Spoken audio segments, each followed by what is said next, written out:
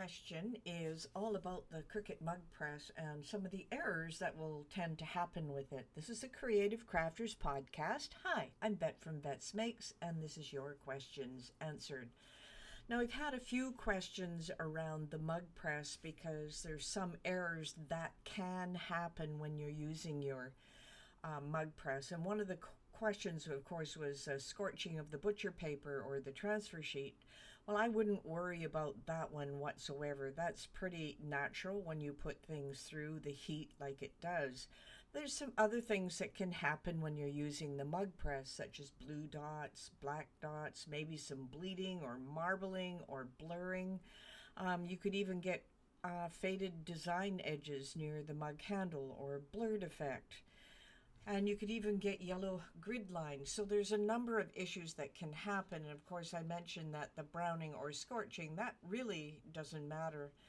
Now, if you come across some blue dots, although sometimes you won't be able to really see them, they're usually just particles of lint and dust. So before you put your mug into the mug press, use a lint roller over your mug to make sure there's no debris on your mug ahead of time, and that will really make sure that those dots won't happen, either the black dots or the blue dots, because that's usually debris that's happened. It's on your transfer sheet, it's on the mug, or something else to that effect.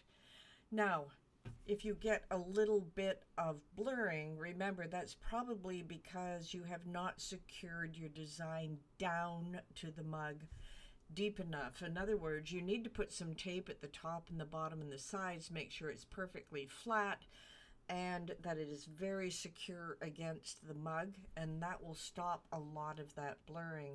When it comes to marbling, it's sometimes the transfer sheet itself, especially if you're using the infusible ink transfer sheets.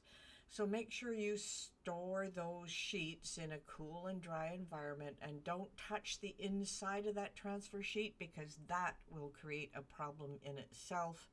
And of course, with blurring, it's the same type of thing where it's not secured down on the mug tight enough. Now, if you're finding things, of course, fading towards the edges, just make sure everything is aligned and make sure it is secure as well. So any blurring is usually something to do with having things, of course, secure. Now, if you're getting those grid lines, make sure you're using a proper Cricut mug, one that has the proper surface. So that gives you a little bit of an idea of all the things that you can prevent when using your mug press. This has been the Creative Crafters Podcast, and your questions answered.